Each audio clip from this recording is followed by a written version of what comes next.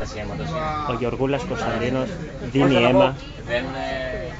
Καμία εκδήλωση, κύριε Μάν? Έχω ενθουσιαστεί. Εδώ τα μέλη είναι υπέροχα. Μας βοηθήσαν να πάρουμε αυτή την απόφαση. Συνέντευξη. Τύπου. Στο YouTube θα του βάλω. Κάνε zoom στο Γεωργούλη. Κανά. Να τα τιμημένα Γιάννενα. Σταμάτα. Να τρέχεις με το τέτοιο στο χέρι, ρε. Λοιπόν, γράψε αύριο στο YouTube. Ρε, πήγαινε τράβα τον άδελφο.